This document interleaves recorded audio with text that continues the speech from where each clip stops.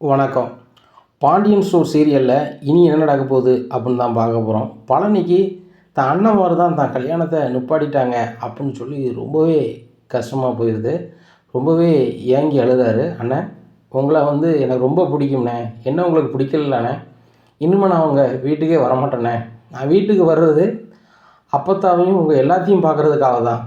ஆனால் நீங்கள் என்ன மூணாவது மனுஷன் நினச்சிட்டிங்களே. நான் வரமாட்டேன். உங்கள் பகைக்கு என்னையும் இரையாக்கிட்டீங்கண்ணே. என்னை மன்னிச்சிருங்கண்ணே. இன்னையிலேருந்து நீங்கள் யாரோ நான் யாரோ. எங்கள் மச்சான் எனக்கு கல்யாணத்தை முடிச்சு வைக்காரு, இல்லை வைக்காமல் இருக்கார். ஆனால் என் கடைசி காலம் வரைக்கும் எங்கள் மச்சான் கூட தான் இருப்பேன். நீங்கள் எனக்கு வேண்டாண்ணே. அப்போ தான் உன்னை நான் எல்லா நாளும் பார்க்கணும், உன்கிட்ட பேசணும்னு நினைப்பேன். இப்பவும் நினைக்காதா. ஆனால் எங்கள் அண்ணன் மாதிரி நினைக்கல. அண்ணி, உங்கள் எல்லாரையும் நான் வெளியே பார்த்தா பேசுவேன். நான் தவிர்த்து இனிமேல் வீட்டு பக்கத்தில் வரமாட்டேன். இனிமேல் இந்த பழனி யாரோ நீங்கள் யாரோ, மச்சான் வாங்க அப்படின்னு சொல்லி வீட்டுக்குள்ளே கூப்பிட்டு போகிறாங்க. அங்கே போய் பழனி ரொம்பவே அழுதாரு. அதை பார்த்த பாண்டியன், ஏன்டா மாப்பிள்ளை எப்படி அழுற அப்படிங்கிறாங்க. இல்லை மச்சான், எனக்கு ரொம்ப கஷ்டமாக இருக்குது. எனக்கு கல்யாணம் ஆகலை. ஊர் பூரா கேட்பாங்க, உன் கூட படித்த வயசான எல்லாத்துக்கும் கல்யாணம் ஆயிடுச்சே, உனக்கு ஏன் கல்யாணம் ஆகலை?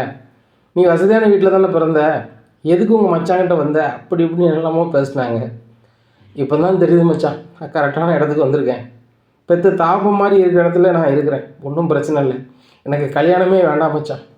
இந்த ஊர் உலகத்துக்கு முன்னாடி அசிங்கப்படுறதை காட்டிலும் நான் சத்தண்டாமல் இப்படியே தனிமரமாக இருந்துட்டு போயிடுறேன். என் மருமக்க மாதிரி பார்த்துக்கிட்டு, எங்கள் அக்கா பிள்ளைகளை பார்த்துக்கிட்டு, உங்களை பார்த்துக்கிட்டு இப்படி இருந்துடுறேன் மச்சான் அப்படிங்கிறாங்க. பாண்டியனுக்கு ஒன்றுமே ஓடலை.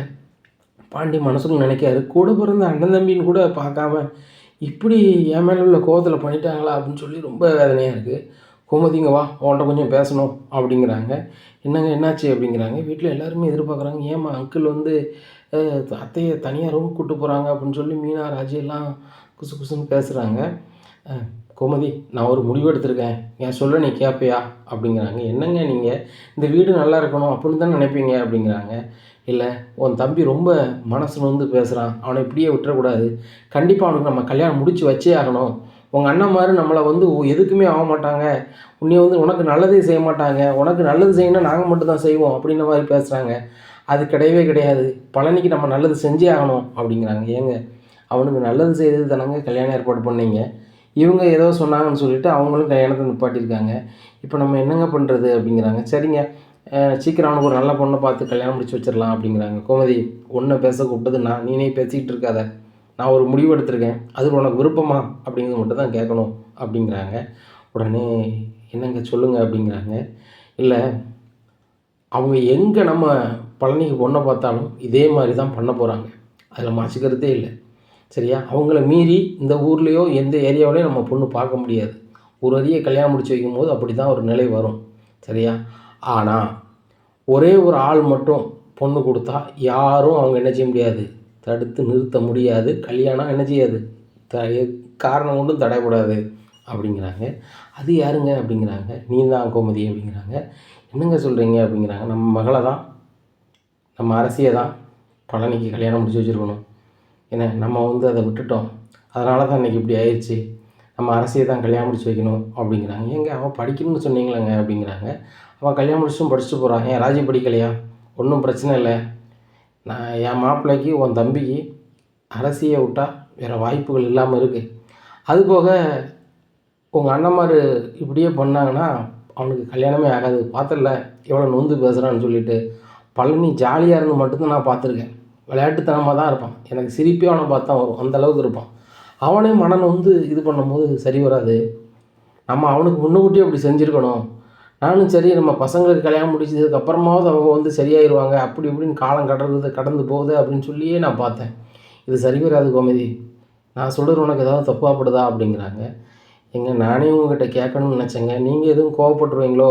உன் தம்பி படிக்கலை, என் பிள்ளை படிச்சிருக்கு, என் பிள்ளையை நான் அப்படி கட்டி தருவேன் நீங்கள் சொல்லிடுவீங்களோ அப்படின்றாங்க. நான் ஒன்றும் இந்த பதிலும் உங்கள்கிட்ட கேட்கல அப்படிங்கிறாங்க. கோமதி, இப்போ அரசிகிட்ட கூப்பிட்டு பேசணும் அப்படிங்கிறாங்க. இருங்க, நான் கூப்பிட்டு வரேன் அப்படின்னு சொல்லிட்டு வெளில போகிறாங்க. என்னாச்சு மாமா கூப்பிட்டு போனாங்க, என்னாச்சு அப்படிங்கிறாங்க. மீனா, கொஞ்சம் அமைதியாக இரு அப்படிங்கிறாங்க. அப்படி அமைதியாக இருந்தால் அமைதியாக, அரசி இங்கே வா அப்படிங்கிறாங்க. எதுக்கு அரசி இங்கே கூப்பிட்டு போகிறாங்க அப்படின்னு சொல்லி உங்களுக்கு யாருக்குமே ஒன்றும் ஓடலை. உடனே பழனி சொல்கிறாரு, எல்லோரும் உங்கள் வேலையை பாருங்கள், அப்படின்னு சொல்லிட்டு தனியாக போகிறாங்க. மாமா அப்படின்னு சொல்லிட்டு பசங்க போகாமல் பின்னாடி போய் அவரை ஆசுவாசப்படுத்துகிறாங்க. இப்படியா இருக்குது. இந்த சூழ்நிலையில் அரசியை கூப்பிட்டு பாண்டியன் பேசுகிறாரு. ஏம்மா, உன்னை நான் வந்து என் பெற்ற தாய் மாதிரி தான் நினைப்பேன். எங்கள் அம்மாவுக்கு அப்புறம் தாயாக நினைக்கிறது ஒன்றை தானம்மா அப்படிங்கிறாங்க. என் மேலே தான்ப்பா நீங்கள் ரொம்ப பாசம் வச்சுருப்பீங்க, எல்லாரையுமே சத்தம் போடுவீங்க. எங்கள் அப்பா ரொம்ப கோவக்காரர் தான், ஆனால் என் மேலே ரொம்ப பாசமாக இருப்பாங்க, எனக்கானதை தான் செய்வாங்க, நான் நல்லா இருக்கேன்னு மட்டும்தான் நினைப்பாங்க. ஏன்ப்பா இப்படி கேட்குறீங்க அப்படிங்கிறாங்க. எனக்கு ஒரு உதவி செய்யணுமா அப்படின்னு சொல்லி பாண்டியன் வந்து அரசி காலில் விழுந்துடுறாங்க. அப்பா அப்பா எந்திங்கப்பா, என் காலில் ஏன்ப்பா விழுறீங்க அப்படிங்கிறாங்க. எங்கே எந்திங்கிங்க அப்படிங்கிறாங்க. உடனே கோமதி நீனும் காலில் விழு அப்படிங்கிறாங்க. கோமதியும் காலில் விழுறாங்க. ஏம்மா நீ தாம்மா பழனிக்கு வாழ்க்கை கொடுக்கணும் அப்படிங்கிறாங்க. இங்கே அரசிக்கு ஒன்றுமே விடலையப்பா, தயவு செய்து எந்திங்கப்பா அப்படிங்கிறாங்க. உடனே இல்லைப்பா, கண்டிப்பாக மாப்பிள்ளைக்கு ஒரு வாழ்க்கை கொடுமா அப்படின்னு சொல்லி ரொம்பவே அழுறாரு பாண்டி. அப்பா அழாதப்பா, எந்திங்கப்பா, அம்மா எந்திம்மா அப்படின்னு சொல்லிட்டு நான் ஏற்றுக்கிறேம்மா, எங்கள் மாமாவுக்கு நான் வாழ்க்கை கொடுக்காம யாரும்மா கொடுப்பா, நான் கொடுக்குறேம்மா அப்படின்னோடனே பாண்டியனுக்கு பயங்கர சந்தோஷம். என் பொண்ணு என் மானத்தை காப்பாற்றுவா அப்படின்னு சொல்லிட்டு வெளில சந்தோஷமாகறாரு. மாமா சந்தோஷமாகறாங்க. அவங்க 2 பேரும் ஒரு மாதிரி இருக்காங்க, என்னென்னு தெரியலையே அப்படின்னு சொல்லிட்டு எல்லோரும் இங்கே வராங்க. கோமதி இங்கே நடந்ததை சொல்கிறாங்க. அரசியை தான் நம்ம வந்து பழனிக்கு கல்யாணம் முடிச்சுக்க போகிறோம் அப்படின்னு சொல்லி ராஜி, மீனா, தங்கமேல்ட்டு சொல்கிறாங்க. இவங்களுக்கு எல்லாருக்குமே சந்தோஷம். அத்தை அரசி சம்மதிச்சிக்கிட்டாளா அப்படிங்கிறாங்க. சம்மதம் தான் அப்படிங்கிறாங்க. அரசி உண்மையிலே உனக்கு வந்து சித்தப்பாவை கட்டுறது சித்தப்பாவை கல்யாணம் பிடிக்கிறவன சம்மதம் தானே அப்படிங்கிறாங்க. சம்மதம் தான் அப்படிங்கிறாங்க. இங்கே எல்லாருமே ரொம்ப ஆசுவாசப்படுத்திகிட்டு இருக்காங்க பழனி வேலை வீட்டு வாசலில். உடனே மீனா போகிறாங்க. சித்தப்பா வாங்க, மாமா கூப்பிட்றாங்க அப்படிங்கிறாங்க. உள்ளே வராங்க. வந்தோன்னா மாப்பிள்ளை முகத்தை கையை காலை கழுவிட்டு வா அப்படிங்கிறாங்க. எதுக்கு மச்சான் அப்படிங்கிறாங்க. கழுவிட்டு வா மாப்பிள்ளை அப்படிங்கிறாங்க. இருக்கட்டும் மச்சான், நான் இப்படி போய் மொட்டை மாடியில் அந்த ரூமில் போய் இருக்கேன் அப்படிங்கிறாங்க. நீ மொட்டை மாடலாம் இருக்க வேண்டாம், புது மாப்பிள்ளையே தான் ஆக போகிற அப்படிங்கிறாங்க. என்ன மச்சான் சொல்கிறீங்க, அதான் கல்யாணம் நின்று போச்சேன், இனிமேல் நான் புது மாப்பிள்ளை, நான் மளிகை கடை போய் திறக்க மச்சான் அப்படிங்கிறாங்க. ஏன் மளிகை கடை திறக்கணும், இன்னும் ஒரு வாரத்துக்கு கடைக்கு வரக்கூடாது அப்படிங்கிறாங்க. என்ன மச்சான் சொல்கிறீங்க, என் ஊர் உலகத்தில் என்ன எதுவும் குறை சொல்லுவாங்களா? அவங்க சொன்னால் சொல்லிட்டு போகிறாங்க மச்சான், 39 வருஷமாக நான் கல்யாணம் முடிக்கலன்னு பேசிட்டு போனவங்க இப்போ கல்யாணம் நின்று போச்சுன்னு பேச போகிறாங்க. வேறு என்னது மச்சான் அப்படிங்கிறாங்க. இப்போ கொஞ்ச நேரத்தில் உனக்கு கல்யாணம் அப்படிங்கிறாங்க. எனக்கு தான் பொண்ணு தர யாரும் மாட்டாங்களா மச்சான், எங்கள் அண்ணன் மாதிரியே எனக்கு கல்யாணம் ஆகக்கூடாதுன்னு சொல்லி வரைஞ்சி கட்டிக்கிட்டு இருக்கும்போது யார் பொண்ணு தருவா அப்படிங்கிறாங்க. உனக்கு பொண்ணு தர நாங்கள் தயாராக இருக்கோம் அப்படிங்கிறாங்க. என்ன மச்சான் சொல்கிறீங்க அப்படிங்கிறாங்க. அரசியை உனக்கு பொண்ணு கொடுக்குறதில்ல எங்களுக்கு ரொம்ப சம்மதம், அரசிட்டையும் நாங்கள் சம்மதம் கேட்டுட்டோம், நீ முகத்தை கையை காலை கழுவிட்டு வா அப்படிங்கிறாங்க. இல்லை மச்சான் இருக்கட்டும், நான் அதை சொல்லலை, நான் மனசுக்குள்ளே உனக்கு என் பொண்ணை கட்டி கொடுக்கணும்னு நினச்சேன், ஆனால் அவங்க அண்ணன் மாதிரி மச்சினை வைக்கிற மாதிரியே வச்சுக்கிட்டு பொண்ணையே கட்டி கொடுத்தானேன்னு சொல்லுவாங்களே அப்படின்ட்டு தான் யோசித்தேன். அதுபோக ஏன் என்னன்னா கோமதியும் இருந்திருக்கு. நாங்கள் கேட்டோடனே அரசியும் சரின்ட்டா, நீ முகத்தை கை காலை கழுவிட்டு வா அப்படிங்கிறாங்க. இங்கே அரசியை ரெடி பண்ணுறாங்க, இங்கே மாப்பிள்ளையை ரெடி பண்ணுறாங்க. உடனே மாமா கிட்ட மருமகமாக போகிறோம், மாமா ரொம்ப சந்தோஷம், நீ வேறு அத்தையே கல்யாணம் முடித்தா வேறு எங்கேயாவது பேர் வேணும் எங்களுக்குள்ளே மனசுக்குள்ளே ஒரு மாதிரி இருந்துச்சு அப்படிங்கிறாரு செந்தில். சரவணன்னு சொல்கிறாரு. ஆனால் எங்கள் தங்கச்சியை கல்யாணம் முடிச்சு எங்கள் வீட்டிலே இருக்க போகிறீங்க, ரொம்ப சந்தோஷம்தான் அப்படிங்கிறாங்க. மாப்பிள்ளை ஒரு மாதிரி ஏறாரு. ஏன் ஒரு மாதிரி இறங்க மாமா அப்படிங்கிறாங்க. இல்லை நான் படிக்கலை, அரசி படிச்சிருக்கா, அவளுக்கு விருப்பமானு நீ கொஞ்சம் கேட்டு வாங்களேன் அப்படிங்கிறாங்க. மாமா அவளுக்கு சம்மதம்னு சொன்ன பிறகு தான் இந்த ஏற்பாடே அப்பா பண்ணுறாங்க அப்படிங்கிறாங்க.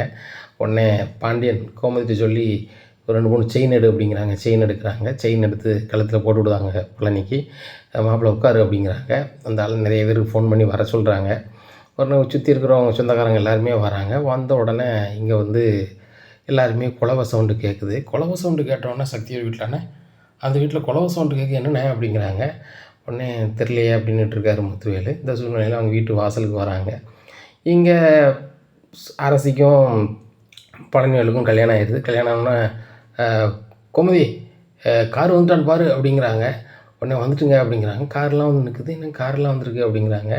இல்லை உங்கள் தம்பிக்கு எங்கள் கல்யாணம் ஆயிடுச்சு, அவங்க பொண்ணையே கல்யாணம் முடிச்சு வச்சிட்டாரு அப்படின்னு சொல்லி வந்தவங்க சொல்கிறாங்க. வீட்டுக்குள்ளேருந்து வெளியே வந்தவங்க எல்லாருமே காரில் ஏறுறாங்க. அவங்க 2 பேரும் புருஷன் பொண்டாட்டியாக ஜோடியாக ஏறி எந்த கல்யாண நிச்சயதார்த்தம் எந்த கோயிலில் நின்றுச்சோ அதே கோயிலுக்கு சாமி கும்பிட போகிறாங்க.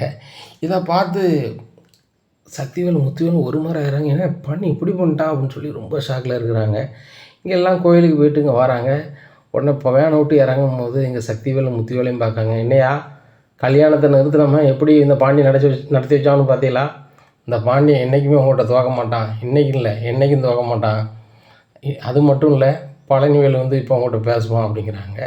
இங்கே மாப்பிள்ளை கோலத்தில் வராங்க. வந்துட்டு என்னப்பா முத்துவேல் சக்திவேல் அப்படிங்கிறாங்க. ஏய் என்னடா பேரை சொல்லி கூப்பிட்ற அப்படிங்கிறாங்க. உங்கள் பேர் அதுதானே, இந்த வீட்டில் எனக்கும் பங்கு இருக்குதுன்னு சொல்லுவாங்க.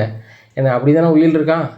நான் கல்யாணம் முடித்த பிறகு அந்த சொத்து எல்லாமே எனக்கு தான்னு சொன்னதாக கேள்விப்பட்டேன். அதனால் நீங்கள் எப்போ வீட்டை காலி பண்ணிட்டீங்க அப்படிங்கிறாங்க. இதை கேட்ட முத்துவேலும் சக்திவேலும் ரொம்ப ஷாக்காகிறாங்க. உயிலை பற்றி எனக்கு எப்படி தெரியும் அப்படின்னு சொல்லிட்டு, ஏன் முழிக்கிறீங்க, இந்த உயிலை பற்றி எனக்கு எப்படி தெரியும் தானே, அதனால தானே நான் கல்யாணம் முடிக்கக்கூடாதுன்னு சொல்லி நீங்கள் அலைஞ்சிங்க அப்படிங்கிறாங்க. உடனே பாண்டியன் சொல்கிறாங்க, மாப்பிள்ளை அப்போ உனக்கு வந்து நான் கல்யாணம் முடிக்கக்கூடாதுங்கிறதுக்காக விரும்பிக்கு அவங்க பண்ணலை, அவங்களுக்கு இந்த சொத்து போயிடக்கூடாது அப்படிங்கிறதுக்காக தான் உன்னை கல்யாணம் முடிக்காமல் பண்ணாங்களா அப்படிங்கிறாங்க. மச்சான் வேறு என்ன, அதுதான் வேறு ஒன்றுமே கிடையாது. உடனே இவங்களும் வராங்க, ராஜும் வராங்க, கோமதியும் வராங்க. எங்கள் 3 பேருக்கும் பங்கு வேணும், சரியா, பங்கை தந்துட்டு முதல்ல அடுத்த இடத்துக்கு போங்க அப்படிங்கிறாங்க. இவங்க கெடுக்கெடுன்னு ஆடுதாங்க. என்னென்ன இந்த பழனிவேல் அந்த பாண்டியன் சொல்ல கேட்டுக்கிட்டு சொத்தில் பங்கு கேட்கான், உயிரில் அப்படி தான் இருக்கா அப்படிங்கிறாங்க. உடனே அப்படி தான் இருக்குது, பேரவாதி சொத்து வந்து தம்பி கடைக்குட்டி யார் கல்யாணம் முடிக்கானோ அந்த பொண்ணு கையெழுத்து போட்டால் தான் வந்து செல்லும் அப்படின்னு இருக்குது அப்படிங்கிறாங்க. இதை கேட்டால் சக்திவேல் ஒரு மாதிரி ஆடி போகிறாரு. உடனே பாண்டியன் சொல்கிறாரு, அவளை சீப்பாக என் மாப்பிள்ளையை நான் வளர்த்துறல சரிதானா, ஆனால் உங்களுக்கு தெரியணுங்கிறதுக்காக தான் சொல்கிறோம். இந்த வீட்டில் 3 பங்கு இருக்குது, என்ன அதுவும் பெரும் பங்கு பழனி இருக்கான், அவனை மீறி நீங்கள் எதுவுமே செஞ்சிட முடியாது, உங்கள் ஆட்டை இதோட நிப்பாட்டிக்கோங்க, அதான் உங்களுக்கு நல்லது அப்படிங்கிறாங்க. இங்கே பழனிவேலும் முத்துவேலும் ரொம்ப கடுப்பில் வீட்டுக்குள்ளே போகிறாங்க. எப்படிப்பா இந்த உயில் விஷயம் சித்தப்பாவுக்கு தெரிஞ்சு அப்படின்னு சொல்லி குமார் அவன் பாட்ட கேட்குறாங்க. எனக்கே தெரியலையடா, அண்ணன் கூட என்கிட்ட சொல்லலையா அப்படிங்கிறாங்க. அப்படி தாண்டா இருக்குது, பேர்வாதி சொத்து வந்து நம்ம பூர்வீக சொத்து, அந்த சொத்து வந்து யாருக்கு போகும் அப்படின்னா கடைக்குட்டி வந்து கல்யாணம் முடிக்கும் போது அவன் மனைவிக்கு தான் அந்த முழு உரிமையும் போகணும்னு இருக்குது. அதனால் வந்து நம்ம பழனிக்கு எதிராகவோ அந்த பாண்டியனுக்கு எதிராகவோ நம்ம செயல்பட்டோம் இன்னுமே அப்படின்னா கண்டிப்பாக வந்து பாண்டியன் ஏதாவது சேட்டை பண்ணுவான். அதுக்கப்புறம் நம்ம சொத்தே நம்ம இல்லாமல் தனியாக தான் இருக்கணும், அப்புறம் நம்ம வந்து 5க்கும் 10க்கும் அல்லாடிட்டு தான் கிடக்கணும் அப்படின்னு சொல்லி முத்துவேல் சக்திவேல்கிட்ட சொல்கிறாங்க. சக்திவேல் ஒரு மாதிரி ஆறாரு. இனி என்ன நடக்கும் இந்த பாண்டியன் ஸ்டோர் குடும்பத்தில் அப்படிங்கிறத பொறுத்து வந்து பார்க்கலாம்.